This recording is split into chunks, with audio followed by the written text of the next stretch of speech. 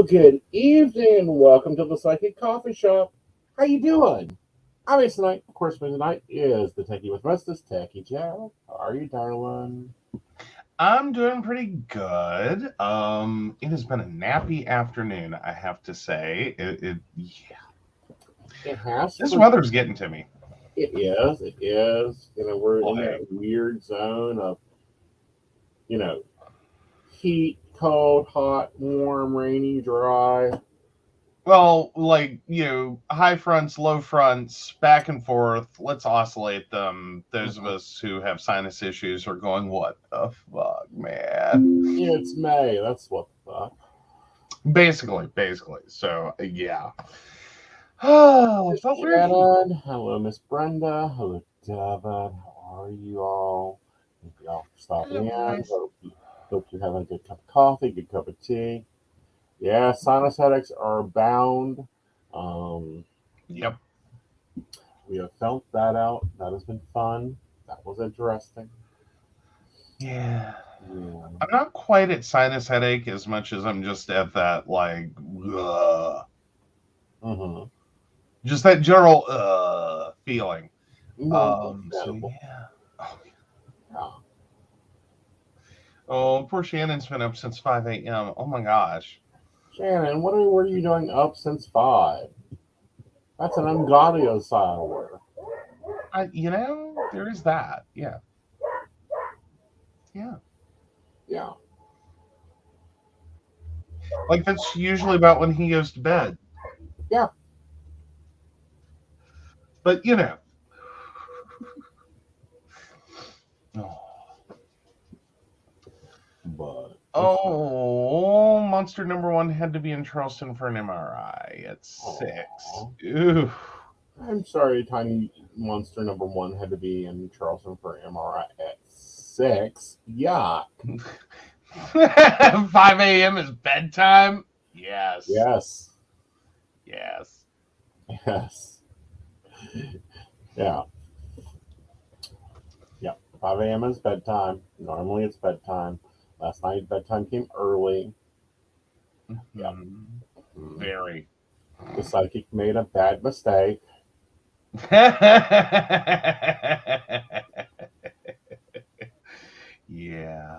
Yeah. He didn't see that one coming. Oh, no. I caught it though. It could have took us forever to figure out what the hell. I know, right? So yeah, unfortunately, he has and when we say pain medication, it's Mild. not like anything industrial. Like it's a very mild. Um, like most of your grandmothers would look at it and be like, Psst, Yeah. whatever. Like, what do you have? Cramps? Like, walk it off, you Nancy. In terms of meds. Yeah. Because I know my grandmother was on some high powered shit at one point, and I was like, oh my God. And it really was kind of like that Jeff Foxworthy joke of like, I take 2 of those every morning and do the dishes, walk it off. Right. Other generations are built different. I just got to say, Right. like, But anyhow, I made a mistake in putting my pills together. And I know where I done it because I know, I have my first attack and I have my second attack. My first attack's perfect. My second attack, I forgot my pain medicine. Ips. Yep. Ips. Yeah, so he forgot that for a few days. Yeah. Like 3. Yeah. So I had a crash last night, which happened. But it's okay. We made it through. We did. So yeah. So apparently, Brenda's dad would have called that candy. Uh-huh. Fair enough. Yeah. Now, the same candy he can't take. Oh no. I have that in gel form. Yeah. Because if that goes through my Yeah, if it goes through, like, he takes it so he can be awake and pain free. I take it and I'm pain free. I'm not awake. For days. Yeah, like it knocks me completely out. Mm-hmm. You know, like, so me taking it is about what happened to him not taking it. Mm-hmm. But no, I have it in gel form for my back. It's diclofenac. Right. It's very Mild. mild. Yep. Because I have a rule: no narcotics. We're not doing narcotics until I hit 80. It's kind of like if a Tylenol took a Tylenol. Right. Yeah. Yeah. You know, like that's kind of where it's at. But does wonders for me. I just can't take it in pill form because it will knock me for a Right. loop. Dad, high tolerance. Mom, Advil knocked her out. Yeah, Brenda, I'm there. I'm there. Like, I'm always a Benadryl away from being a stupid Valley girl. Mm-hmm. Like, because that's the sad part, is not only does Benadryl make me sleepy, Right. and I do mean very sleepy, Right. and a lot of sleep. Then I wake up the next morning and I can't figure out why I'm so sluggish, and I just spend the whole morning like only for it to finally start to wear off, and then I'm like, oh, no wonder I'm so dumb today. I took Benadryl last night. Right. Like, Well, it's if you all want to jump into the story, I'll jump into the coffee. okay. Yeah. Do what now? I'll go. I'm bringing coffee. Orders up. Okay. Alrighty. So, yay. But no, I have the worst time with like Benadryl. Really, truly, you could roofie me with Benadryl. That's all I'd need. Just one. Just one. Because yeah, no, I'm out of it, and then I'm dumb as a brick for the whole like, and it's always like I'll take it that night, and then it's got to be like 3 or 4 o'clock the next day in the afternoon before I'm like it wears off, and I'm like, oh, that's what's wrong with me. Oh no. Oh, Devin got IV drips during chemotherapy and it made her drunk. Oh, oh no. Oh no. Oh no. That sucks. But yeah, no. Benadryl and I don't get along. Not at all. No. But I have weird reactions to meds. Like some things I'm like any other patient and it's not a problem. And then other things, it's like, here's the weirdest symptoms you could possibly have or side effects you could have with this. And there I am. Like these are my people. So yeah, it's weird. Really is. But yeah. So yay, he's getting his coffee. He's gonna be our little in-home barista this evening. And bring us coffee on delivery. So table service, yay. Oh, that's why you can't drive home after chemo because of all the Benadryl they pump in. Oh, seriously? Yeah. That's the reason? Yeah. Like, okay. Well, that answers a lot of questions, actually. I used to drive someone to their chemo appointments, and I kept wondering. So, okay, that makes more sense. Yeah. So no, I was wondering what that whole deal was. Well, I got it in terms of, but I didn't know that's what they were doing. Okay, wow. It's a whole bag of it. That's a lot of Benadryl. Like you just have to leave me there after my appointment until my next appointment. Like there's no way. Like you pump me full of that much Benadryl, I'm not moving. Like I would be sleeping beauty.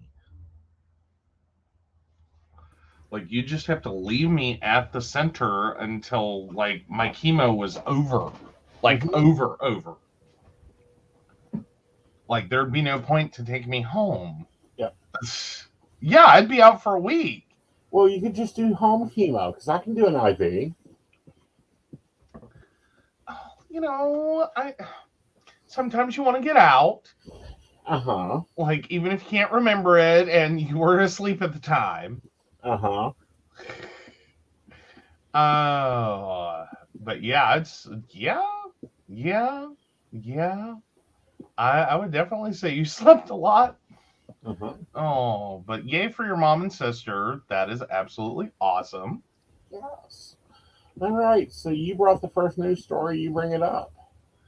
Oh, what did I send first? The Republican. Oh yes, this is a good one. Y'all love this one. So, it's a lovely one. I just have to get over to it. All right, so Republican who called drag shows a threat to kids quits after sex with intern. Oh, you can't make it up. So Texas lawmaker gave alcohol to intern 19 and another young staffer and had sex with intern when she was intoxicated. A Republican Texas state lawmaker who once proposed banning children from attending drag shows to supposedly shield them from being groomed for abuse has resigned after he was found to have engaged in inappropriate sexual contact with a 19-year-old intern. Brian Slayton, 45, resigned on Monday while facing mounting calls from the state's Republican Party and conservative groups to step down. A state house investigation last week determined that he supplied alcohol to the intern and another young staffer, had sex with the intern after she became intoxicated, and later showed her a threatening email while saying everything would be fine if she kept quiet about the encounter. House investigators noted as well that Slayton had asked a fellow lawmaker to keep his behavior secret. The chairperson of the investigation panel, Texas State Representative Andrew Muir, said he still planned to call for a vote to expel Slayton because he remains an officer of the legislature until a successor is elected and sworn in. So Slayton's resignation letter did not address the allegations against him, which his attorney had previously called outrageous and false. Oh, Slayton said it had been an honor to serve in the legislature and thanked his colleagues. I look forward to spending more time with my young family and will continue to find ways to serve my community and all citizens across our great state, he wrote. Now I'm going to skip forward because it really does kind of just keep like bashing him for a little bit. But my favorite part of this one in its entirety. Yeah, so let me get to the exact right point.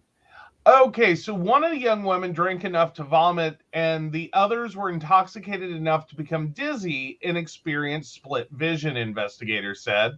2 of them eventually left, but the intern stayed, according to investigators. She told her friends Slayton drove her home the next morning, stopping at a drugstore so she could obtain emergency contraception. Slayton at one point proposed to penalize the use of emergency contraception, including what is known as the Plan B pill. Besides his proposed ban on children attending drag shows, he also drew attention for seeking a vote on whether Texas should secede from the U.S. Texas. Come on. Yeah. Like, well, more importantly, Texas Republicans, come on. You're this dude, and I know, you've been calling for him to step down, mostly because he got caught. But let's review. He's basically a groomer slash, borderline rapist. No, he's a rapist because, yes, it is rape if you have sex with someone that's incapacitated. He is a groomer because he did supply alcohol to a minor, cause disruptive behavior to a minor. Yeah, and but worried about those drag queens. Got to watch out for the drag queens because they're grooming children. No, apparently you got to watch out for the Texas legislature. They're the ones grooming children. Yes. But then in your pro-family values, haze, he stopped at a drugstore so she could get Plan B. While championing for her to be fined and jailed for the same use. Y'all, really? Can we just talk about the insanity that is conservative values at this point?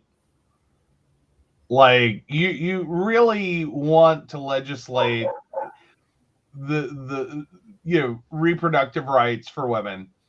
You either got to be on board with taking accepting the consequences for your actions, as you put it, conservatives, like, she spread her legs, as you would say, so whatever should come of that should be just right and good and proper. Why did you stop at a drugstore? Why'd you stop at a drugstore? So that means your values really aren't your values. Right. Yeah.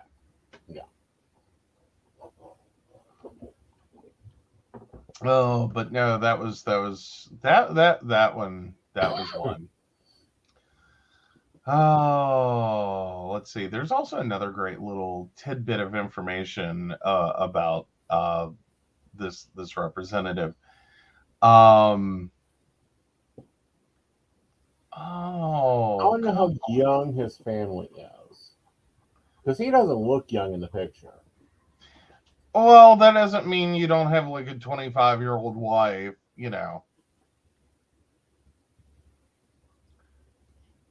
Oh, where is it? Oh, so Slayton's legislative biography describes him as holding values and principles formed by church and family gatherings. It also cites his degrees from a Baptist seminary and work as a youth minister before he was elected to represent his Dallas area district in 2021. I feel like there may be more women that come forward, because you cannot tell me that was the first time. As a youth minister,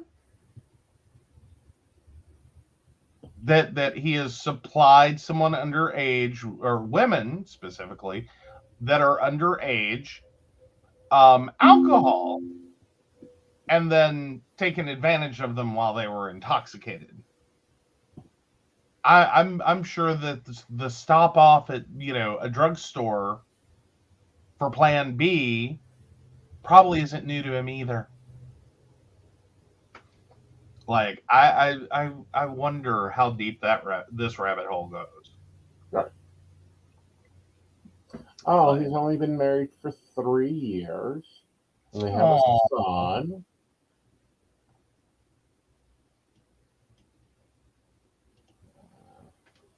Yeah, I found his campaign site, which is scary. Okay, and how young's the wife? Comparatively, because he's what? 61? It's a May-December relationship, easily. Oh, I could sit here and I basically was sitting here calling it. There's no way. 3-year marriage, yeah, she's gonna be young. She's gonna be a baby. Most likely stay with her man. Yeah, most likely. At least till the money runs out. I'm just saying. Oh, well, we have a question, so we're going to take and go and find the information. Oh yes. So let's see. Charmin. His wife's name is Charmin. Yes. Not like the tissue paper, but that's how you would say it. Is like the tissue paper. Right. Uh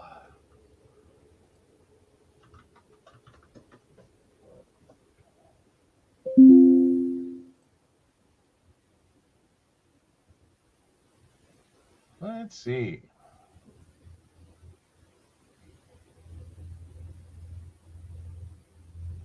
Oh no, come on.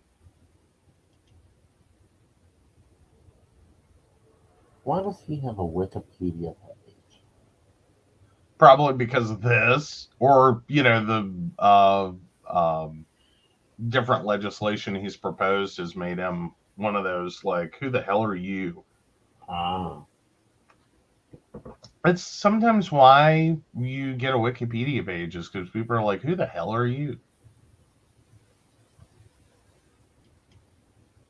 So he divorced in April of 20.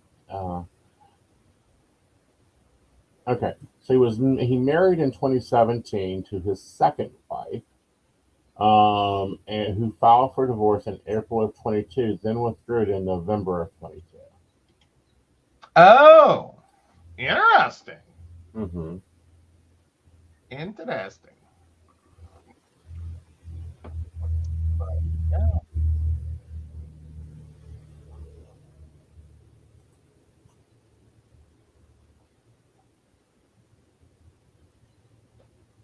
Well, let's look at it another way.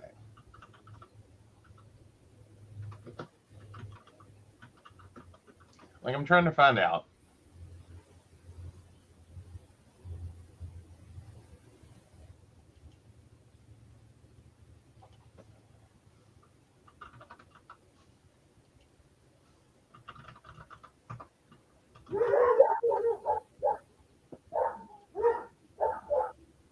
See if white pages will give me enough information. No, can't find her at all. Not a thing. No idea. Figured that would at least get an age. But no, we got nothing. So, yeah, let's see.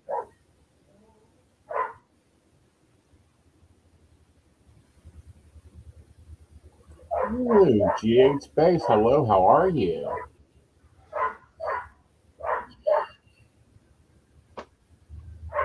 What we got? Mm,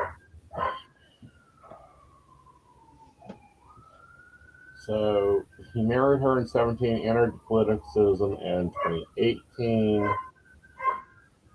Mm-hmm.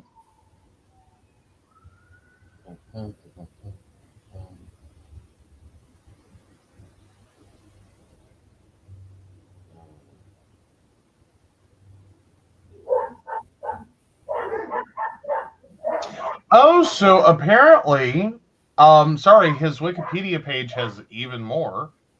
The committee stated that according to testimony, Slayton had showed his aide an email that said, quote, I know you're sleeping with a staffer.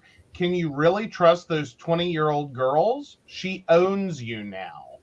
Slayton's aide testified that the email made her really fearful that I would personally lose my job, and that Slayton told her everything would be fine. Everyone involved just has to stay quiet. Slayton's aide testified her belief that the email came from Slayton's financial services email account. Oh, goodness. Oh, so him and his lawyer didn't argue that he didn't do it? It's that the complaints against him should be rejected because the alleged behavior occurred in Slayton's home, not in Slayton's workplace. Because apparently where you take advantage of someone matters. What? Yeah.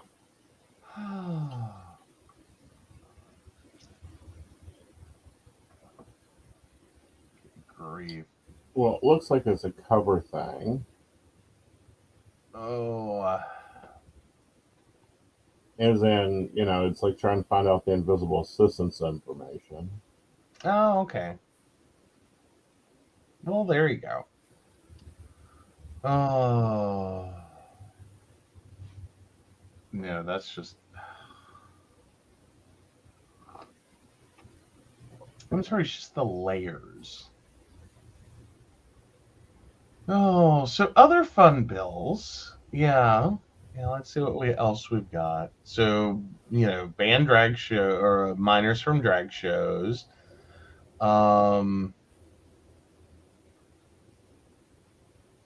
Secession from the U.S.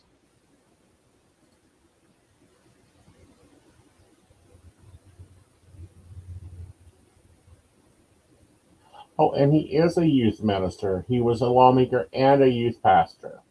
Yeah. Yeah, at the same time, meaning he didn't leave one job to do the other job. Oh. Yeah, he's still currently serving as a youth pastor. Mm-mm.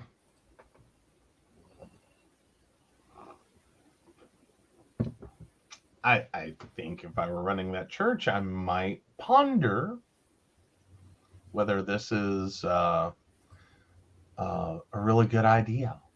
Mm-hmm. Yeah. Yeah. Oh, but this wasn't his day job. Just to remember, guys, he works for his brother's small business, Slayton Financial Services.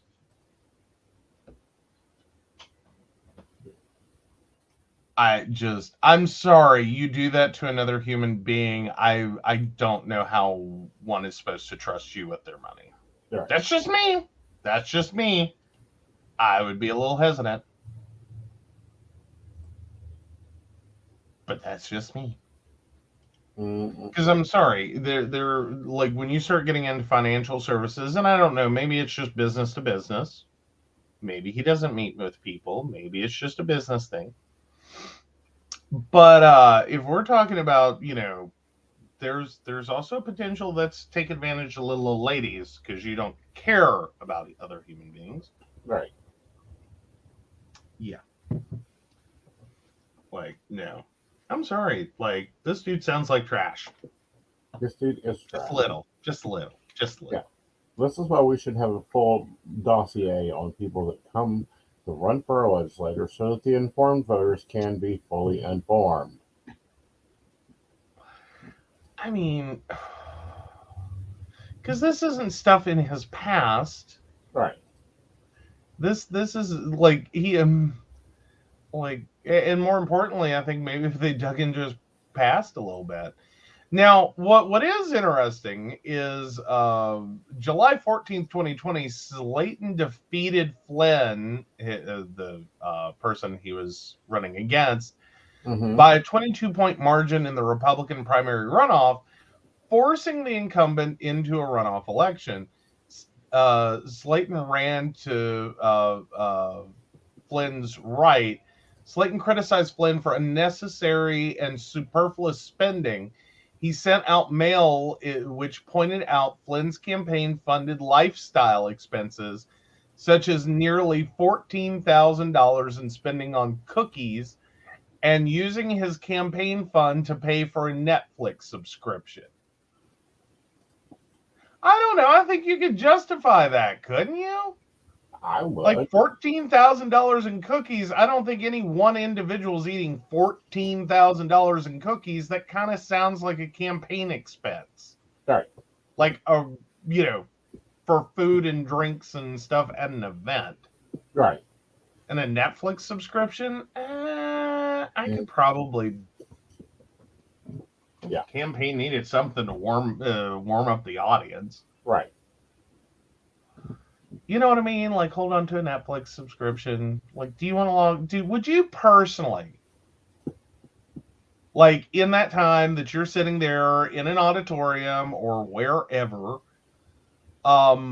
you know, audiovisual space with a stage, would you really want to sit there with nothing? Why not have some entertainment? But do you really want to log in on your personal account for that? Yeah. No. I'm not saying that's what happened with his the person he defeated, but I'm just saying I think you could argue better on the damn expenses than that. Yeah.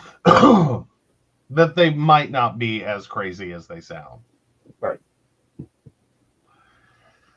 But there we are. But no, it is definitely a younger wife situation. Second wife, of course. Yeah. I'm the first wife either. Like, they've made all their socials private, like good little wives should. Especially since his, page is, discussing how much of a groomer he is. I don't know. I figure, like, judging by photos, though, she's probably maybe 10 years younger, though. She's not the perky little 20-something I figured. No, she's probably like 35. Yeah.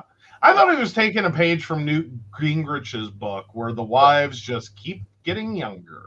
Well, that's what Newt has done forever. Gets cancer, trade him in for another model. Yeah. Following the Newt again, playbook. Lovely Republican with great family values. Oh, of course. The wife said chemo, have all her stuff moved out of my house. Yeah. Again, great family values. Like, it just seems like such a double speak to say that. Right.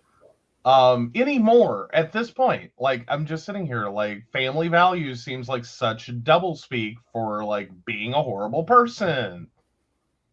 But that's just me. I'm just saying. Like, yeah. But let's anyhow on to other Republican news. And no go away. And we'll go on up to New York. New York's a good place to go to. The jury is in. Ooh, the jury is in. Yes. There we go. So, E. Jean Carroll's win against Trump provides a roadmap for other victims. There are plenty of historic firsts in this case, and historic firsts pave the way for the seconds and the thirds. Defamation cases aren't just about what people said, they're also about what people did, and sometimes a single legal case isn't just about that case, it is about all the cases that will come after it.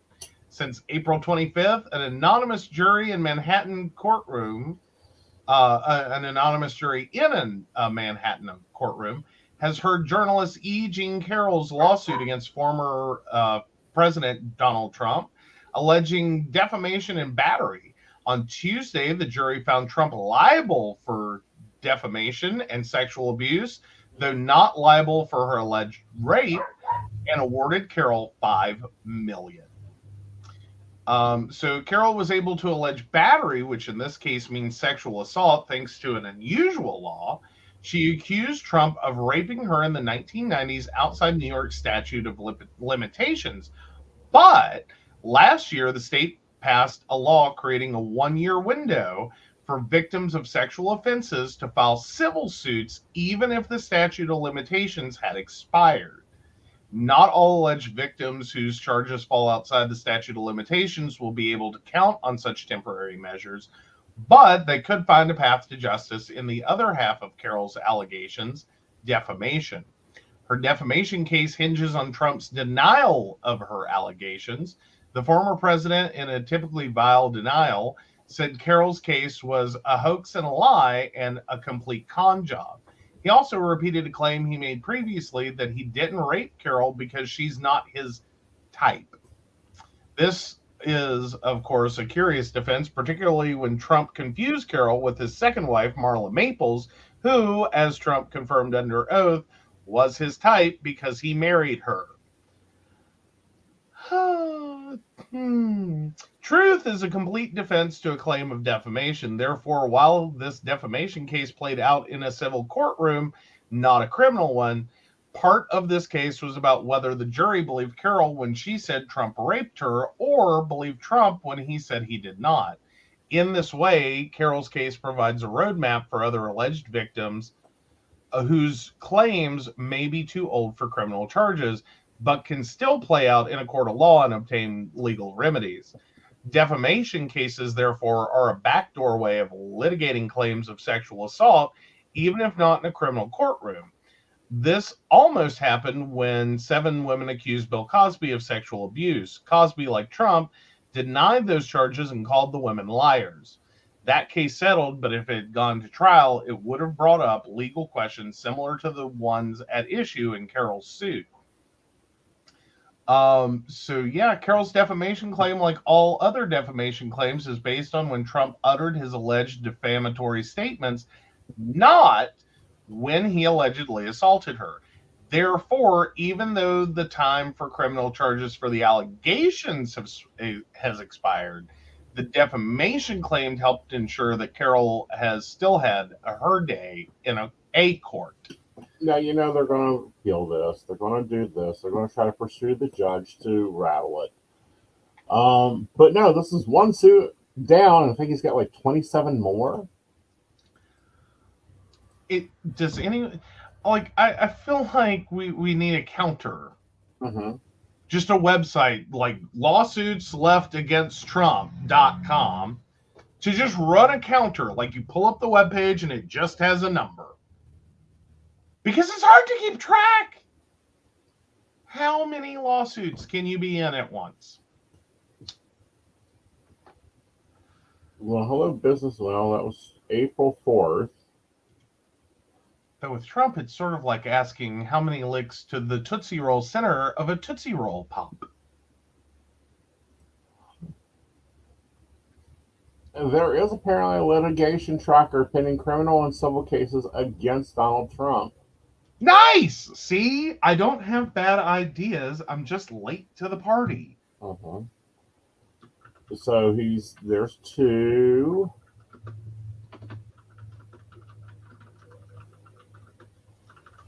Here you go. It's coming to you. Oh, I've just found it. Okay. I think. Oh, yeah, send it on. It's easier. Oh, no, I was at the right place. So, yeah, welcome to justsecurity.org. Oh, so yeah, they're having fun with that. So 23. Oh, well, this one is even a little bit harder. Mm-hmm.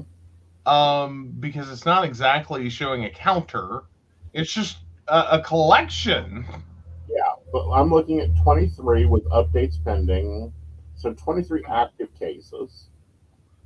Well, yeah, and some of these, though, have been closed. Right. So, yeah. Oh, good grief. And I wonder how many of those are just closed because they got swept into another case. But yeah, no, it's gotten a little crazy. But no, can you imagine there was a potentially at one point he woke up one morning with 23 different legal cases pending in courts of law. Right. Against him. Right. Like, how do you like that's 2 full law firms. Yeah. Like, I don't know how you could not possibly have one law firm just handle this. No. Like, you can't have just one attorney handling all this, can you? 23 separate, mostly independent or effectively independent, because, no, that's insane. Oh, AZ Central is saying that Donald Trump's third decade, he has 4,095 lawsuits. Well, I think after you break 1,000, you just have to look at someone and go, good job. Good job. What else do you say? Yeah. You know what I mean? Like, you new record. Like, is that what you're going for? Most lawsuits ever filed against a single human as a Guinness Book of World Records. I wonder if that actually is a category. I mean, Guinness Book got a little weird there for a while.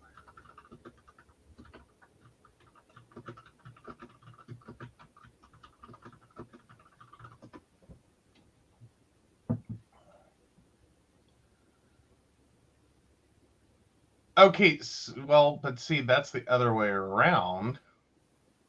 So Jonathan Lee Riches isn't in the Guinness Book of World Records listing. However, he still holds the unofficial record for filing over 2,600 lawsuits since 2006. Some reports even state that he may have filed up to 4,000 lawsuits. Most of Rich's lawsuits have been filed in federal district courts across the country. Yeah, no, I want the other way. That's the world's most litigious man. Mm-hmm. And then he sued the Guinness Book of World Records.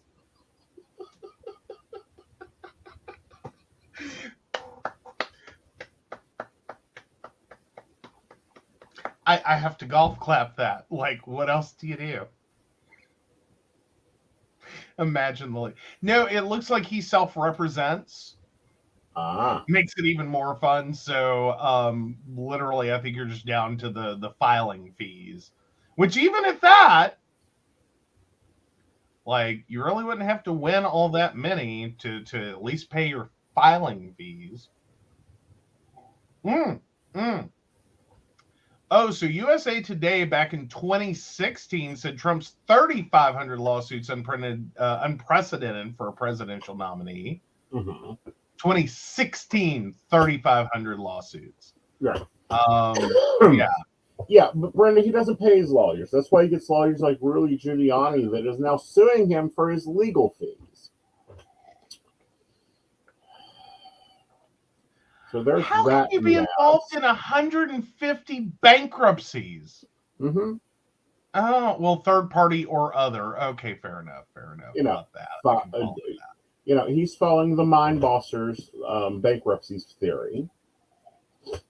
Well, but no, the other way is where he's the creditor. Yeah. So I'd say what he's doing is in some of the situations where he has like a tenant filed bankruptcy, he lists as a creditor. Right. So, yeah. Yeah. Oh, but still. All right, so let's move over to since we're in New York, we might as well go over to the representative. Because this is a follow-up story. Oh, goody. Yeah, guys, we're basically doing a lot of follow-up because some things have come to light today. Oh, yeah. Like, it's been a fun Mercury in retrograde, hasn't it, peoples? So exclusive, Representative George Santos charged by Justice Department and federal probe.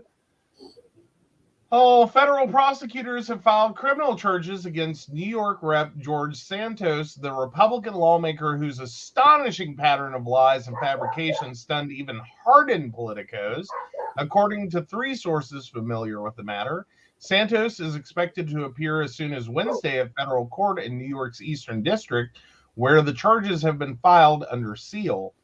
The exact nature of the charges couldn't immediately be learned, but the FBI and the Justice Department public integrity prosecutors in New York and Washington have been examining allegations of false statements in Santos' campaign finance filings and other claims. The congressman's attorney declined to comment. Spokespeople for the Brooklyn U.S. Attorney's Office, sorry, I had a pop-up ad. The Justice Department and the FBI declined to comment. A spokeswoman for Santos, Naza Woomer, would not respond to shouted questions from reporters Tuesday afternoon and abruptly departed. Pardon? They can't. It's under seal. Well, yeah. Because you don't, and especially in that situation, do you really want to sit there and potentially give them more leads? Right. Like, this could be about his tax evasion. Right. Wait, he was evading taxes? Like, what do you say? You just, you don't want to walk in and show your hands. Right. Would not respond to shouted questions from reporters Tuesday afternoon and abruptly departed the congressman's D.C. office with her backpack when asked about the federal charges against him. Prior to her departure from the office, CNN witnessed 3 staffers for Santos abruptly depart with their bags. They wouldn't talk when pressed for comment. The freshman congressman, who was elected last year to represent a district that includes parts of Long Island and Queens, has been under investigation in multiple jurisdictions and by the House Ethics Committee. Mm-hmm. Top Democrats, joined by some New York Republicans, have been calling on Santos to resign over allegations ranging from criminal behavior on the campaign trail to petty personal dishonesty stretching back more than a decade. House Speaker Kevin McCarthy said he will look at the charges before determining if he thinks Santos should be removed from Congress.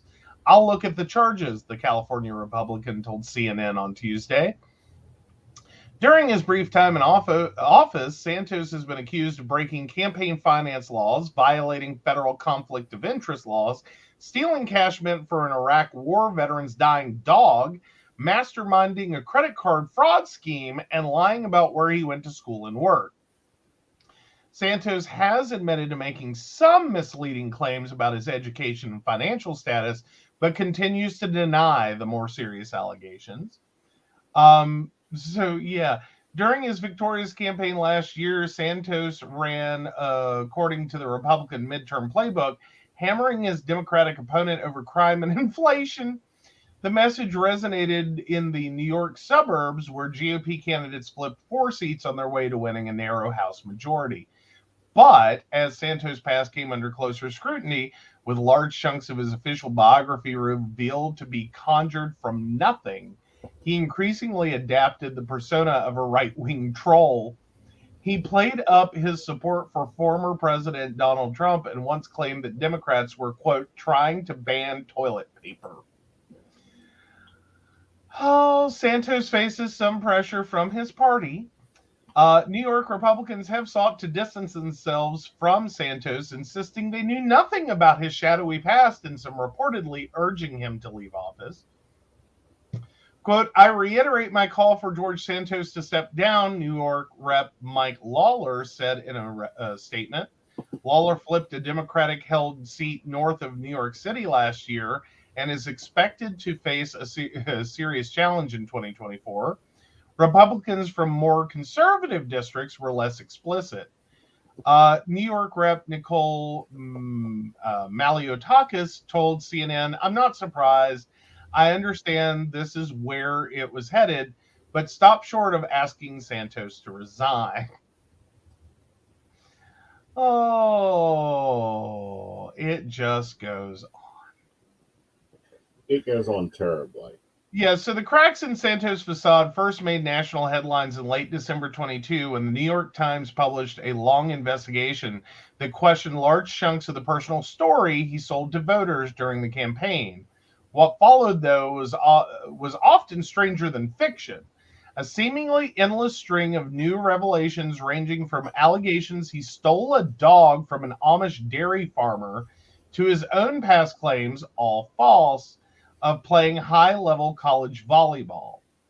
As the stories piled up, former friends and associates of Santos began to come forward and share stories claiming he had ripped them off or misled them about his financial and professional situation. A former roommate of the congressman told CNN earlier this year that Santos showed signs of delusions of grandeur during their time living together. The truth has finally came out, said Gregory Maury Parker, who has accused Santos of stealing his scarf, an allegation like so many others that Santos denies. I'm sorry, this just gets weirder and weirder. Well, it's just totally weird. It's like this dude got elected to office on a book of lies. Like, Funko Pop, can you please make him a bobblehead with troll hair? Yes, long troll hair that we can like comb and style. And a scarf! And a scarf! Yes. Like, steal the scarf off of like any of really of Harry the Potter. No, well, Harry Potter. Oh, you could do a mixed line. Harry Potter stolen scarves and Doctor Who stolen scarves. Yeah, and you would have a whole like delineated. Right. Yeah, it'd be great. Well, apparently you can make your own pop top or whatever bobblehead at their factory if you take the tour. Ooh, really? Yeah. Okay, I kind of want to go. Like, don't get me wrong. I'm not trying to become one of those people that has like the 500 unit display or more. I'm just going. I think this would be fun. Yes. Like, I'm just saying it'd be fun. It would be a whole story, and it would just be hilarious. And see, that's one of those experiences I want to go do. But anyhow, we have to find where their factory's at. I think it may be out in LA. Mm-hmm. Yeah, it's sort of like, I think it would. I personally think it would be fun if they made one of oh God, what was her name? Oh shoot. Oh, former press secretary. The Aunt Lydia of the White House. Oh, I forget her name. Sanderson something. I don't know. She wasn't there long enough. I don't pay attention to them.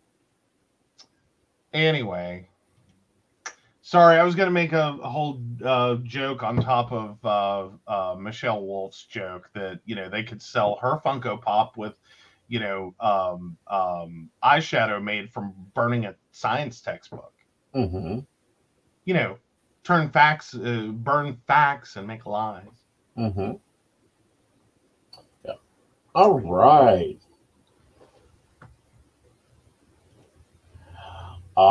Yes. If Aeson gets the vacation to do it, yes, the baristas could. Baristas, remember to message me if you're coming to Beltane in the Hills. I'll need to know. All right, so let's pop over and follow up on the Florida psychic. Oh, how is the Florida psychic doing? Not well.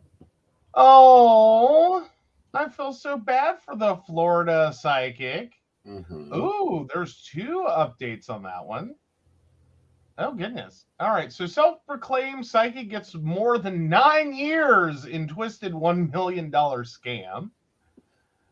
Oh, self-proclaimed psychic J.C. Wasso was convicted in March in twisted $1 million scam. 2 months later, she was hoping to change her fortune during her sentencing.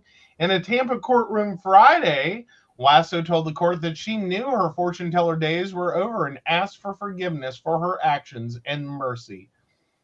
Quote, I did not appreciate the seriousness of my actions. Now I realize what I did was selfish and wrong.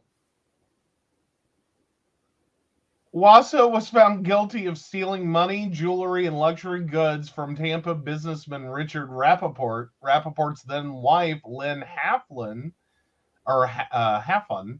was a client of Wasso. Wasso manipulated her into stealing more than $1 million in cash and jewelry in November 2019. Quote, yes, I fell for it, hook, line, and sinker, said Rappaport. Rappaport, now 80 years old, speaking of the wealthy husband, told the jury a little more than 2 months ago that he felt defrauded, manipulated, and lied to. He believed the money was to purchase a condo in St. Petersburg and helping his wife's family in Israel, but it was all a lie. Prosecutors said the small fortune was going to the fortune teller, which Rappaport said he wouldn't have agreed to. So yeah, she told the jury that Wasso needed the cash and luxury items to protect her from evil spirits, but soon Wasso demanded $1 million in cash to scare away her demons. Yeah.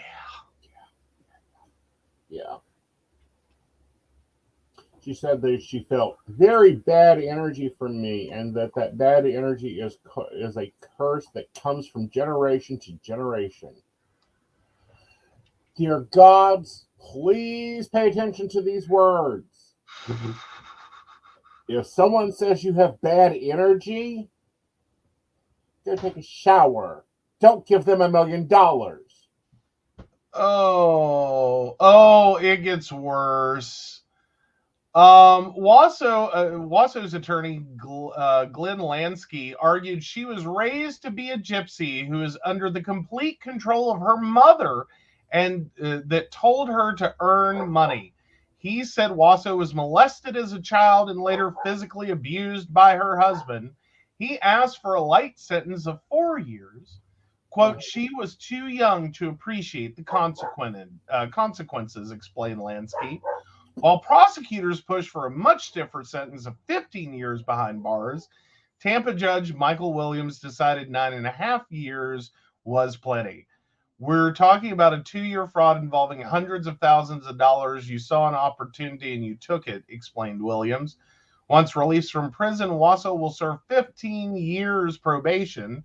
One of the conditions include that she won't be allowed to be a psychic ever again. Good. We don't need her. I didn't even know that was a field you could keep someone out of, other than like the traditional, like they do a background check and like networks won't hire you. Nobody will hire you. I know, but with so many independents. Well, true. But, it's one of those, if you're caught, you go back to jail. She'll probably serve 4.5 years. Mm-hmm. Oh, yeah. And get 15 years probation. 15 years probation. No. She should never be allowed in a metaphysical store again. Like, her picture should be sent to every metaphysical store around with the number of her probation officer. I am tired of these cases being the only way to clean up this industry. Yeah, well, because I'm sitting here really struggling with the, like, she was just too young. Bullshit. Like, I'm sorry. I know prison's hard. I get that. But I'm sorry, in some of these court pictures, she's looking like she is not a baby. No. So I'm trying to understand. Well, she's 26. Yes. I'm sorry, on the stand in some of those pictures, she looks like she's in her 40s. Right. Okay, she's 26. Yeah. And this was a couple of years before, so 24. Mm-hmm. I don't know. Like, how sheltered must one be? Well, apparently not too sheltered if she was raised in a gypsy, not Romney community.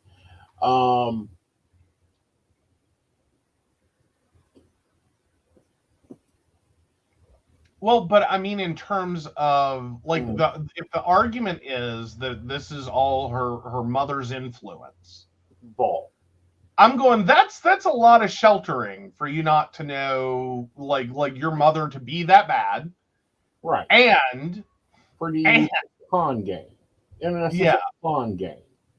One, I'm tired of my culture being blamed for shit. Like but what I'm saying is if she were like 18, 19 years old, I could begin to believe that maybe her mother had that much influence over her. Right. Maybe. That's a possibility, but I don't know how you get to like 24, 25 years old and you're still thinking, oh yeah, this sounds legit. Right. But let's go on the other logical side of this. Curse word. Okay. For it to be a generational curse, that means the person that put the curse on you is still alive and pissed off at you. Mm-hmm. Yeah. Or there's a very dedicated family. Yes. That are like, we're just going to, like, we don't remember what happened. Like, I mean, that would be like the Hatfields and the McCoys of wisdom, of metaphysics, of paganism. Like, no, we're going to spend generations. We don't even remember what started it, but by God, we're going to like finish it. Yes, and keep cursing everybody. Yes. I know. Oh, I mean, that's a lot of hate to carry. I'm not saying it's never happened, i.e., Hatfields and McCoys. I like, because I mean, because I never can remember if anyone ever did figure out what the hell actually started it. We all know how it ended. Pig. Huh? Someone stole a pig. Yeah, but I don't think they even figured out who the hell stole the pig. Well, Hatfield did, of course. Oh, let's see. I'm looking because this is a Wikipedia article. Let's see. The feud started over the dispute of ownership of two razorback hogs. Later escalated into Hatfield's interest in Roseanne McCoy. So someone stole a pig. Well, effectively, but even at that, it's like, I don't think that's really how it started. Like, I think that was the first legitimate argument. Right. You know what I mean? Like, where there was a legal, legitimate argument. Right. To be made of, we don't know, it's my pig. No, it's my pig. Blah, blah, blah, blah, blah. Let's go to court. I figure something had to originate that level of aggravation with each other. Right. Well, and like, it was desperation also. I mean, because we're talking about West Virginia at the end of the Civil War. West Virginia and Kentucky. Yeah, exactly. Not only get mad, but get mad and remember to shake great grandma's spell jar every day. We don't remember why, but we got to be mad about it and shake it. Yes. For like what? A couple hundred years? Well, like multi-generational, so that's more than 3 generations. So that's 60 fucking years. Yeah. I mean, I don't know. We can't seem to get like 3 generations of compliance of staying in line and just do the thing. We can't seem to get 3 generations for running a business. Right. It makes money. Yeah. But apparently, like the witchy communities, the metaphysical communities, the pagan communities, y'all can get together for like 60, 80, 90, 100, 200 years and not have like one fuck up in your family that's like, I don't feel like it. Dear? How many pagan no. 5 years we've been together. How many pagans does it take to screw in a light bulb? What? Done or ran? I'm sorry, what now? How many pagan events have we orchestrated, ran, or done that there isn't a fuck up in the group? That there is someone to keep it going. Yeah, well, that's what I'm saying. I'm like, you can't get more than 3 generations to run a business right. Right. Like, how? Like, you seriously want me to believe you've got like 200 years or whatever, or 60 years of family members without one that's just like, no, I don't feel like it. Right.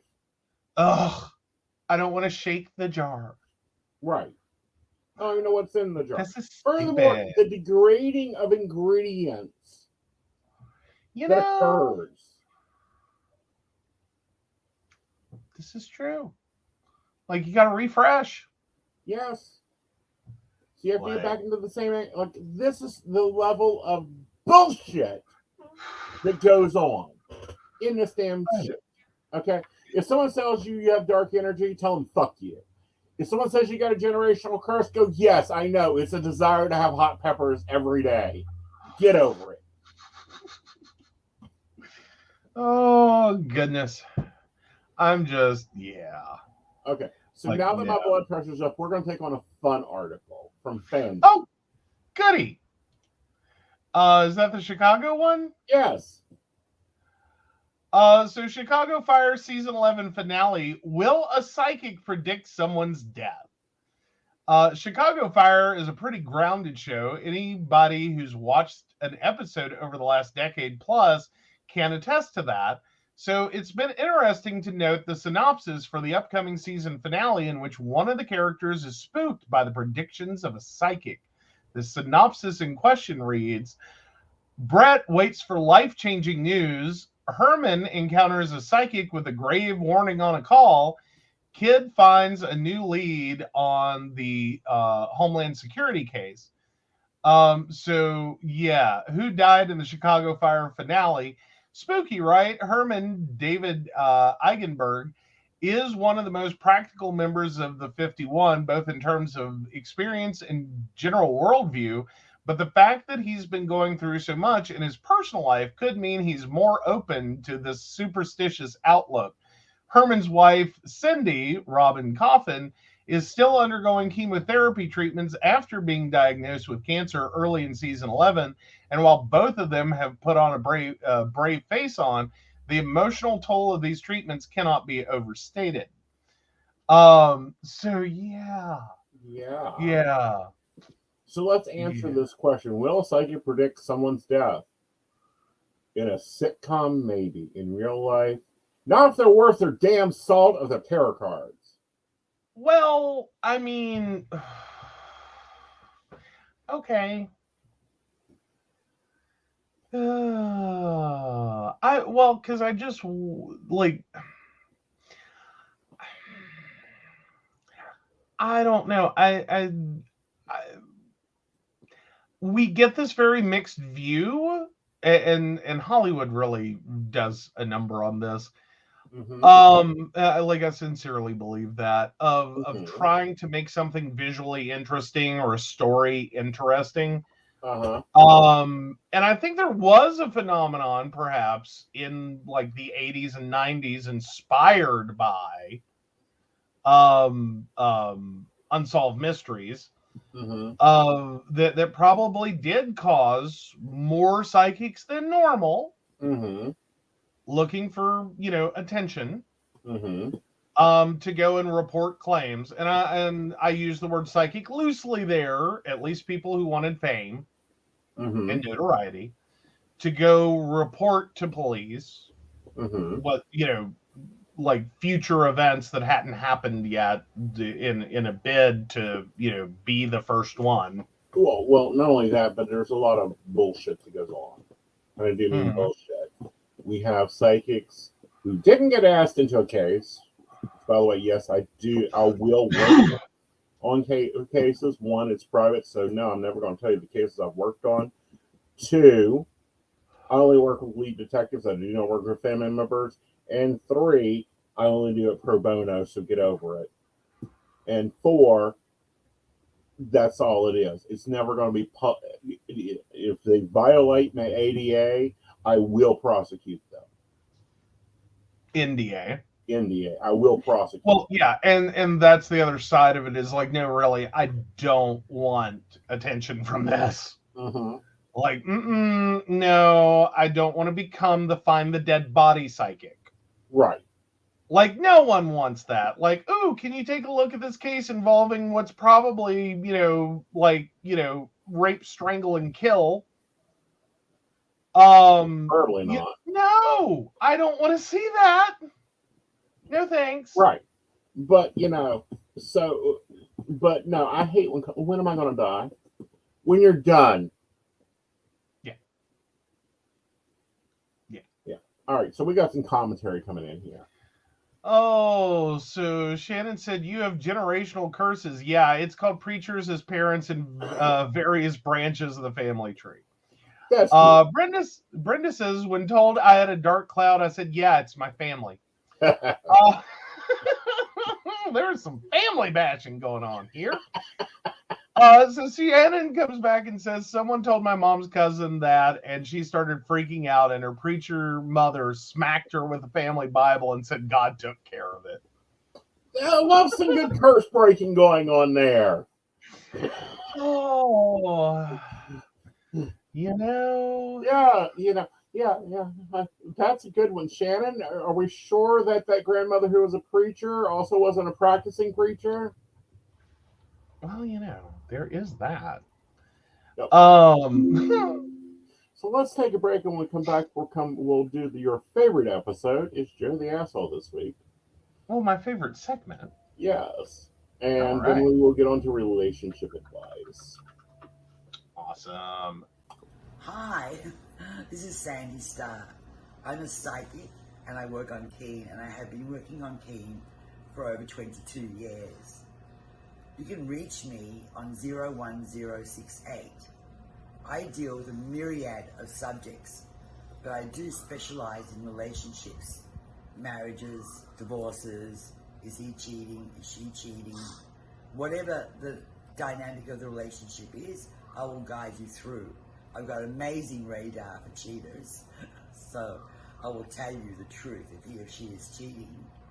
I can help with any subject you need me to help you with besides relationships, and I look forward to hearing from you. Again, you can reach me through Keen. My extension number is 01068. I really look forward to hearing from you and helping you with whatever you need me to help you with. Hi, I'm Tracy Van. I'm a psychic medium and I work with tarot cards. I also practice Reiki and access bars.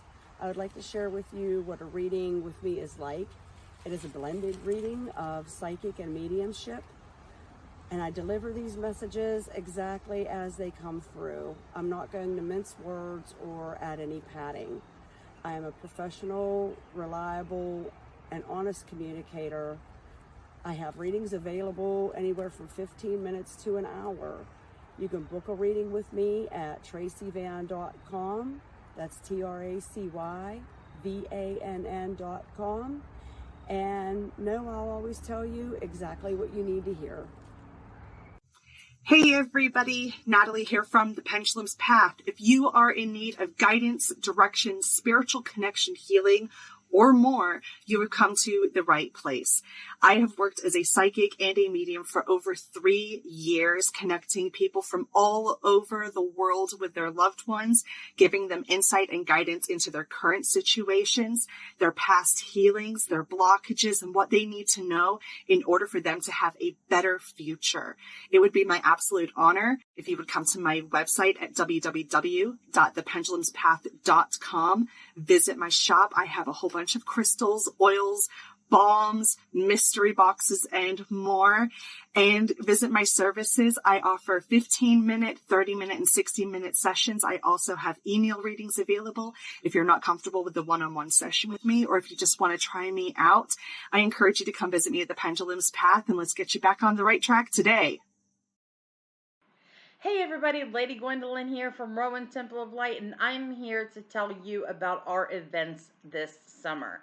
First up is Beltane in the Hills, May 13th, and that is from 1 to 6. We have entertainment, we have a bunch of vendors, we have a fairy photo shoot. It's going to be exciting. You having any questions, reach out to Earth Magic or to myself. After that, we have Central West Virginia Pagan Pride, August 19th. That's at Holly Gray Park from 11 to 5 for the day. And we will have Sarah Masters coming down from Pittsburgh to be our keynote speaker. We have some great classes for that. So if you want to get involved, reach out to Rowan Temple of Light at Gmail, or just follow us along on Facebook at Rowan Temple of Light, and we look forward to seeing you out in the community. See you there. All right, welcome back. All right, the poll is already up, so plead your case. All right. Am I the asshole for canceling a vacation because my wife can't pay her share after helping her adult son and ex husband? My wife, 44 female, makes quite a bit less than me, 45 male, so our joint expenses are split 70-30. For the most part, things like vacations and where we bought a house are decided based on what she can afford, but there have been several times I've paid in full for vacations to places I really enjoy and wanted to share the experience with her. She has a 23-year-old son from her previous marriage. When she and I got together, I told her I wouldn't mind paying extra for things here and there until her son was 18 and working or in school so she could take care of him. For the majority of our relationship, he has lived with his father. He decided against college or trade school and hasn't expressed any interest in starting to figure out a plan for the immediate future, let alone his life. He floats from job to job, and his father is pretty much the same since the kid graduated. Therein lies the problem. Every few months, they'll call for a few $100s here, a few hundred there, $20 this week, 80 the next. Sometimes it's her son calling for help, sometimes it's her ex husband. This has caused her to be short on funds for her plans or things she volunteered to cover on more than one occasion. Her reasoning when it's her ex asking is that since their son still lives with him, she has to help him. I get that to a point. We were supposed to go on a vacation later this month. Nothing major or fancy, just time away. We had agreed to split the cost, and all that was left to pay for were the hotels, rental car, and some reservations. Her ex husband called needing help getting his car out of impound and getting caught up on rent. Their son hasn't been able to get to work without the car because he doesn't want to ride a bike or take a bus.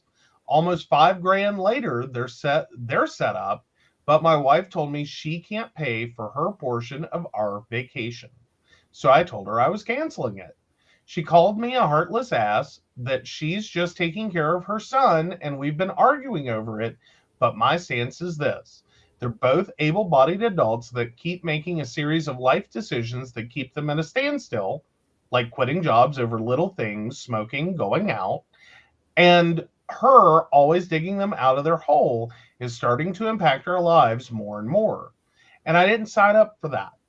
Am I the asshole for canceling our vacation instead of just footing the entire cost myself?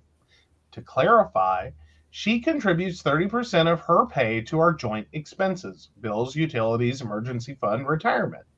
70% of her pay she keeps for her personal expenses and to spend or save how she wishes. Dates, vacations, and fun things we choose to do together are budgeted and planned based on what we can afford from our personal funds. Pull that money together, then pay together.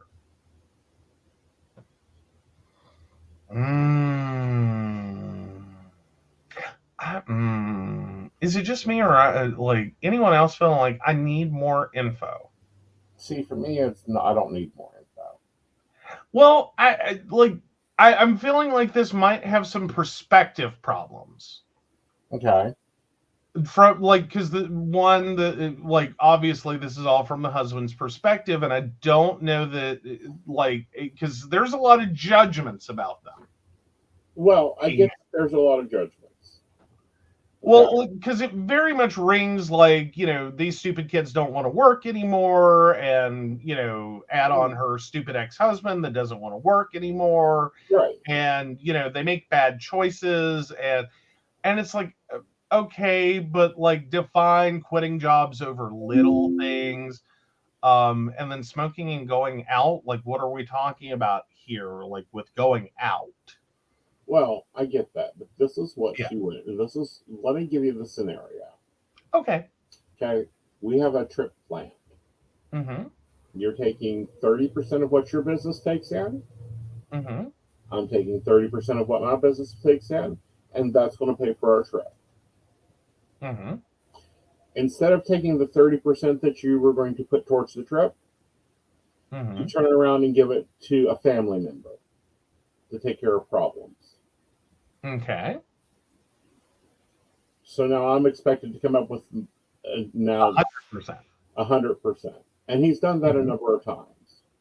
Well, but specifically for things he knew she couldn't afford, that he wanted to share the experience with her. Right, but not this trip. Right. This trip isn't one of those. It's just we were going to spend time together at a place. Right. It's not like we're going to Tahiti. We're just going to the campground in Tennessee.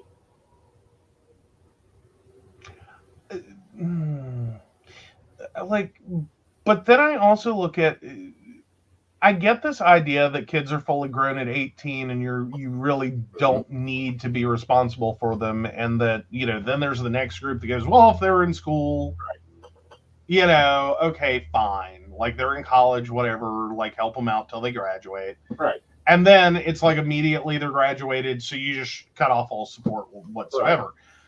Right.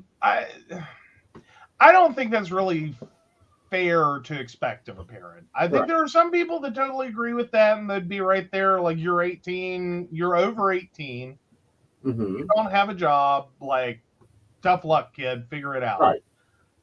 I really hope that's not the majority of parents because that just never works well. Right. Like we have a society still very much built on generational wealth and like how much your parents are able to like build a foundation financially for you is often determinant of how well your kids do on down the line. Right. But this is this isn't just the son, this is the son and the ex-husband treating her like an annuity check. Well, I think more so recognizing her as being in a situation where she has finances versus what it sounds like neither of them are really in a position to have good jobs. Right. Which, I mean, again, you can argue that's a choice they made. Right. I don't know though. Like talking about the idea that the car had been impounded. Again, probably for a bad choice. And on the verge of eviction, I would assume on the rent.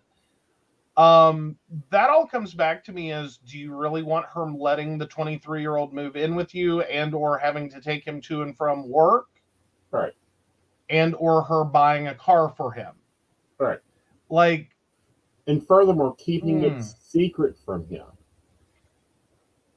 Well, it doesn't sound like that was exactly secret. Like he knew that she was. Okay. Later comments. I can't let her know I'm not willing to pay for the trip when I don't know about the calls and how much she sends him until after she's already done it. But effectively, she is telling him. Yeah, but it's afterwards. Like, this is after it occurred. Okay.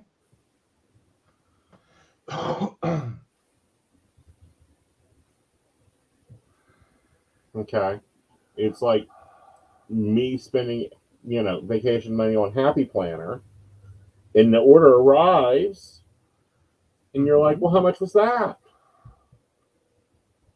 Well, but at the same time, and again, what he had said was the money was hers to spend on whatever she wanted. Right. Like, to me, if that's the situation I'm under, and granted, yes, that means she went into the additional 30%. I think some of which has to do with how bad their situation had gotten. Right. But it doesn't sound like he, and rightfully, do not take the wrong version of this. Right. I don't think it's appropriate for any relationship to be at this kind of point of you control my finances and tell me what I can or can't do with them. Right. But because I partly understand what you're saying, I also kind of get where she's coming from. Right. Is that this isn't like, hey mom, or hey ex-wife, can I have $5,000 to go to the casino or buy drugs? Right. This is like, our car got impounded. We have no way to get around, no way to get to and from work. Also, we're about to be evicted. Right. And we don't even have a car to go sleep in. Right. You know, that's a pretty serious emergency. That isn't a serious emergency, but to be doing it every three, because we don't know we don't know how, we know that this occurs every 3 to 4 months. Well, but what he's saying in terms of the 3 to 4 months is like a couple hundred here, $80 here, $20 here. Right. I mean, it's not sounding like this is every couple of months they want $5,000. Like they're that screwed up, like $5,000. $20 here and there, $100 here and there, a couple $100 here and there. That happens. Right. Like it does. So I can kind of understand, I guess, is where I'm at. Is like I kind of understand. I think she got in over her head on this one. Right. And didn't realize, but at the same time, like neither of those situations are good, and both of those could end up like if you only take care of one way or another, you may end up with this 23-year-old knocking on your door to live with you. Right. And, you know, I think the 23-year-old made some bad choices here. He doesn't want to do trade school. He doesn't want to get his certifications. He doesn't want to do anything other than go from Burger King to McDonald's to Wendy's. And if he doesn't like it, he, you know,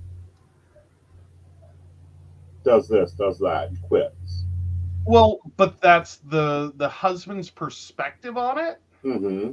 Again, there's a big rift right now between what's considered a little thing that people are quitting jobs over, and things that, no, that's not a little thing. And I think it's appropriate to quit a job over it. I find it more horrifying that some of us put up with this shit for decades. Right. And had whole careers of it. Right. You know, only to basically retire and die 6 months later. Right.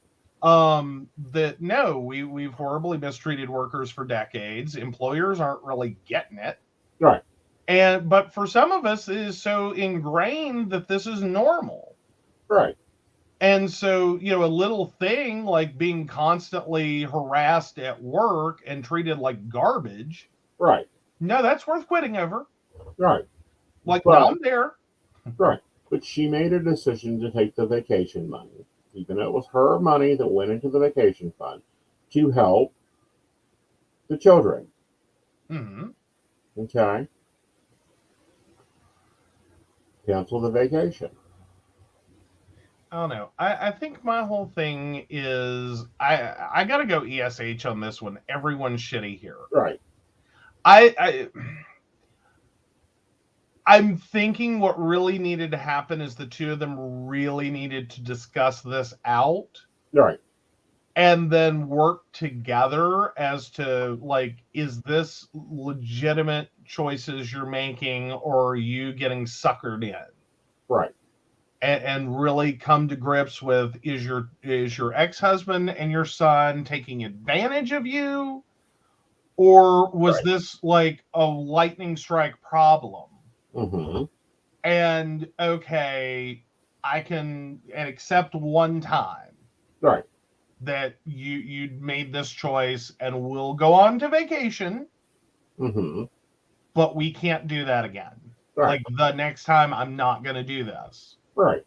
I think that's more so where I would be with it. Like if we got like boiled all the way through it, like if you can talk to me and explain reasonably, right, or we can come to the conclusion and you're on board with it, right? Like, okay, I really got suckered in on this one, and this rabbit hole's getting too deep, and I'm getting in over my head, and I can't keep helping them like this, right?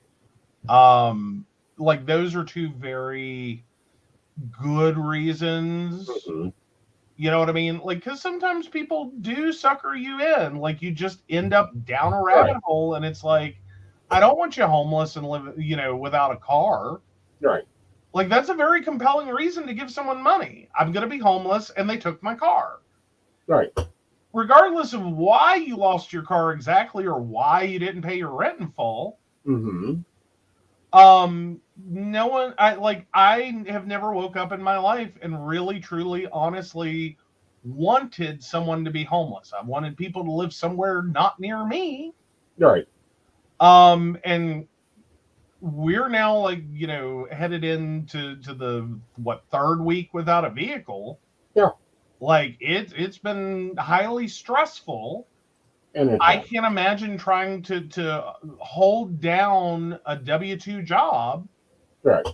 Because it's created enough hell, havoc, and chaos just in our, entrepreneurial world. Right. Not having a vehicle. Right. I can't see looking at someone and like bashing them for their bad choices at the same time they're now completely screwed. There's nothing they can do. But there's a problem here. And there's a little Okay. detail that annoys the shit out of me. The boy refuses to take a bike to work or ride the bus. So he's missing work. Again, how far away is work? Well, if there's a bus system or a bike ride, that would be less than 2 miles. I would consider a reasonable idea to ride a bike. Okay, but is it reasonable to like take a 2-hour bus tour of the city? To work a 12-hour shift and take another 2-hour bus tour of the city to get home? And or is that even viable? Like, depending upon when you work, some bus systems only run certain hours. Right. If you got to be to work at 5 a.m., most bus services aren't running. Right. It's too early. Again, but he's refusing to do either of these options. Okay? That's a problem for me. Yeah. Well, and again, he's 23, and I think there should be some allowance for 23-year-olds are kind of pompous asses. Who would like it a little easier. Right. We were all there. Yeah. We were all there. I don't think anyone was never there. Well, I think we've all been there. When you're in your 20s. Right. I think we've all been there, but the thing is they, as a unit, do not have the money for a vacation. They don't have the money. Cancel it. Well, but I don't think that's exactly true either. One, this sounds like a much more expensive vacation if she was because what I'm getting a little lost on is because as well, getting a little lost on, is the fact that like going through this. So, what was left for this vacation? The hotels, rental car, and some reservations. Were those all for her, like on her? No, because that sounds like a couple grand as well. Well, again, like this sounds like a really expensive vacation. Well, so reservations would be dinners, or possibly airlines, hotel fee, and a rental car. Okay. 2 weeks in a rental car will go roughly $800. You don't want to know how I found that out, but we found that out. I think they can guess how we found that out. Yes. Okay, hotel for a week, for 2 weeks. Easily a decent hotel is about another $1,200 a week, so $2,400. Okay. So they had planned this out. She took her part of the money and helped out the ex-husband and son. Right. So they don't, as a unit, have the money. Yeah. My scoff was "don't remind me" exactly. Well, but I'm sitting here going, what I primarily want to know is what was her actual portion? Right. And was that legitimately something that it's like, okay, like alternative option is all right, we'll pull that money out of savings. You have to put it back in. Right. Like that would have been an easier solution. Like I don't think you should get punished without again, I say this as someone who doesn't get a lot of vacations. Right. And I'm talking about over the course of my entire life. Right. I would be beyond pissed. Right. That I helped someone out because they were in need, and okay, yeah, maybe I'm a doormat. But to then punish me by taking away a vacation, I would that's like grounds for World War III. Like if there were any way to do this differently. Like, I understand if you're living paycheck to paycheck and this was going to be a struggle to go take this vacation. Right. But it doesn't sound like that's anywhere near where they're at. Right. Like, that's where she's at because she keeps helping out her son and ex-husband. Right. I don't think that OP is in the same boat. Mm-hmm. Like, and I don't think their combined expenses are in the same boat. Right. Like, she as an individual is in that boat. Like, yeah. But they're basing their income separately. They're basing their expenses separately. Mm-hmm. They were both supposed to contribute on this trip. Mm-hmm. She says, I ain't got it. Well, the trip's canceled. I'm just sitting here going, I think there are better ways to handle it. Right.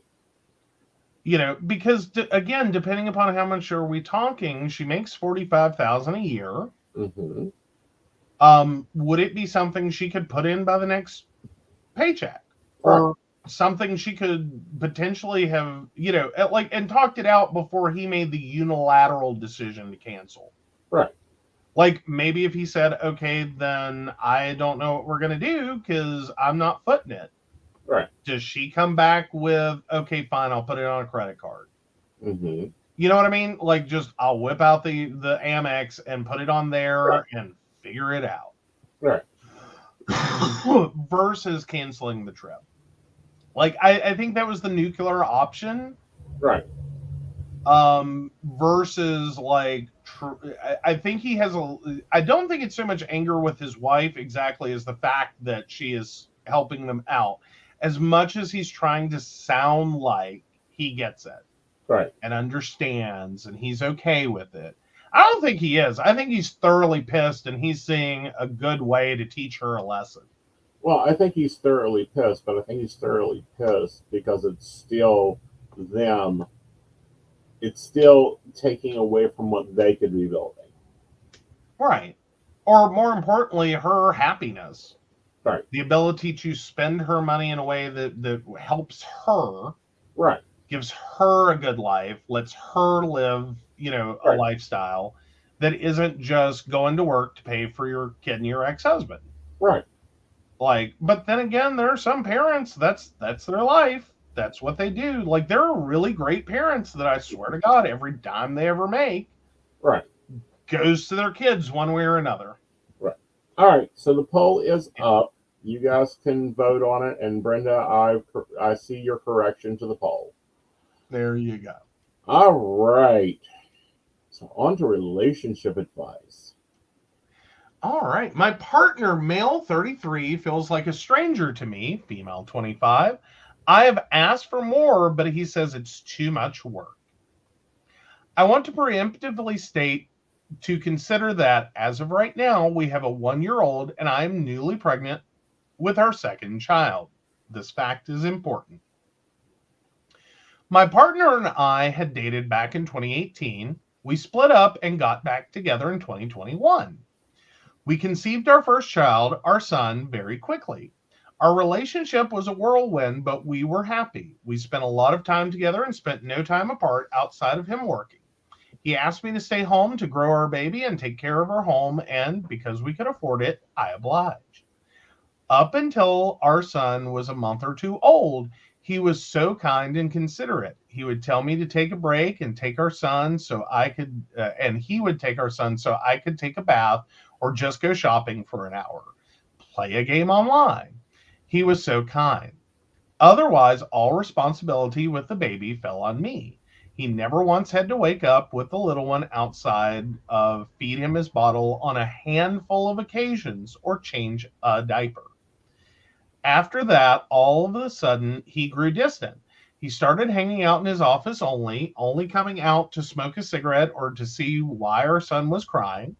I would have to bring him our son to ask for help for a second so I could make a bottle or get him a bath ready. I've asked for an hour off this week to spend time with me. I've asked him for an hour of his week to spend time with me, and he laughs, stating, quote, "We live together, so we are around one another all the time." He has financially supported us, and for a while, I thought that was enough, and I was trying really hard to be happy and not feel worthless and unwanted. Yet, whenever I say financially supporting your family is not enough, and that we need emotional support too, he gets angry. He wasn't like this before, and I don't know if it's reconcilable. I feel trapped and have no car.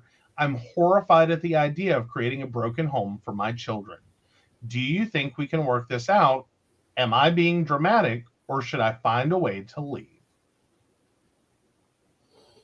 I don't think you're being dramatic. I also don't think you need to find a way to leave. I think you need to find a way to restate the sentence that you keep telling him.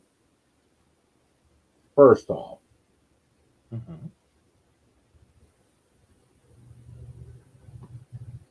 okay, financially supporting our family is not enough. He hears you're not supporting us enough. So what's he do? He goes and works more. What's he do? He gets drawn into his office more. He goes into his cage more. He gets drawn in by work stress. He's drawn in by this. He's drawn in. And now you got another one coming. So something's happening there. Biochemically. All he's seen is debts come in. What's your thoughts? I don't think you're asking for too much here, so I don't think you're being dramatic. I think you can work it out potentially as long as he's willing to listen and understand what you're actually asking for versus what he seems to keep hearing. Because it sounds like all he's hearing is criticism. And that's not really what you're doing. You're just going, I understand you're working really hard to support us. And I appreciate that, but that can't be all this is, because like, I'm not a prostitute baby factory that you just hand money and pay for. And our kids are not just a bill that you get a monthly statement on. While I can understand that, you know, it can be very expensive depending upon what he does for a living. This may be, you know, creating a lot of stress that, you know, he's 33. Depending upon where he's at in his career, there may not be all that much coming in to begin with. I think that's a very strong possibility. I also think there's a possibility there is a secondary thing going on. Maybe he's just not a baby dad. And the reason I say that is it sounds like everything was going great till you actually had the kid. Now, I'll give her this suggestion. Every time he comes in, I don't care what he does, give him gratitude. Okay. Because all he's been hearing is not enough. Okay. I'm sorry. Men, especially stressed men, hear the first sentence you say. Get the hell out of your office and come take care of the baby. Not, I'm tired, I'm worn out, I need a shower. Can you please just watch this kid for like an hour? Which is the other half, or the more unemotional half. It's like, here's my stated case for what I'm asking for. I'm just concerned maybe this is a situation, because it sounds like everything was great. They had the kid, and then like a month or two into this, like he was checked out. So I'm thinking a month or two in, that's either when the bills started to pile up and the stress hit hard, or there's a possibility he's just really not a baby dad. Well, let's do some math here, honey. 2021, they got back together. Conceived our first child, our son, very quickly. So we will say, we'll give him 3 months there in 2022. Okay. Our relationship was a whirlwind, but we were happy. We spent a lot of time together and spent no time apart outside of him working. He asked me to stay home and grow our child, so we'll go 7 months into that. So we're into 2022. So, 2023, 2022, 2023. I don't know what happened in 2020. Was 2021 to 2022? Yeah, a lot of people started getting laid off, losing their jobs, fighting for their work. Yeah, fighting to stay out of the office. Yeah. I don't know, like, because what keeps throwing me, and what I think might not be true, like what may have been overly optimistic, was he asked me to stay home to grow our baby and take care of her home, and because we could afford it, I obliged. I'm wondering if something changed there, or if he was just really over optimistic about how good financially they were. Right. And then the longer this is drug on, the more expensive it got. Right. And the more he works to try to cover, the more he works, because she keeps saying it's not enough. Right. Well, and arguably, if they're a one-car household, I mean, if he is specifically working at home, I can understand being a one-car household. But if he's going actually physically into an office, then that has that means she's basically stuck there. Right. Yeah, and there's no like clarifying comments. Well, he hung out in his office only coming out to smoke a cigarette or to see what our son was crying. Why our son was crying. I would have to bring our son to him to ask for a second so I could make a bottle or get a bath ready. Yeah. Well, and so see, that's where I'm also home. Well, true. Very likely working from home. Either that or he's going to an office and doing after work. Right. But that's why I'm also questioning whether or not he's a baby dad. Right. Meaning he may be reacting very badly to like the baby being a baby. Like there are some parents, men and women and everyone in between, that a crying baby hits them the wrong way. It is not, what do you need? How can I help you? Let me take care of you. Right. It's shut that thing the hell up and get it away from me. Right. But like there's rage. But this tells everything for me. Financially supporting your family is not enough. He gets angry. You know what he's hearing? You're not financially supporting us enough. Yeah, that's basically potentially the only words he's hearing. That's the only words he's hearing, because he's probably so stressed out and ready to break down into like fits of anger that it ain't funny. And I understand her point, because it's like when you come home, I'm like, your son has driven me nuts today. Yeah, and I'm like, well, first off, it's your son, because I'm tired of him always being my son when he does something wrong. So second, like I always throw that one back at you. Like, nope. Yeah. Like you don't get to only claim him when he's good. Yeah. But anywho. But no, it's not that I don't understand it. And like I very much think this could very well just be the financial component. Right. Like I'm there. I'm not trying to argue exactly that that's wrong. That's not it. I'm just questioning whether maybe there's a and then because it seems like he's also very much like distancing. Right. Like it doesn't sound like he's ever happy to see her and the kids. Right. Or her and the kid, soon to be kids. Right. So I don't know.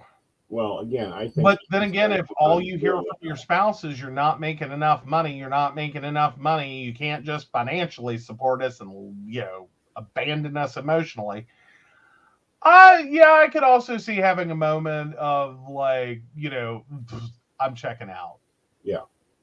Just nope, I want no part of this. Like, not doing it. No thanks. Have a great life. Right. Or let me get back to work. Especially if it's in an industry where it's like I can just work. Like I can just get up and I can work all day and I can work all day and I can work all day and I can crash back down and I'll get up and I'll work again and I'll work again and I'll work again and I'll work again. Mm-hmm. Whatever that may be. And some fields, I mean, that may be doing great things for him career-wise. Right.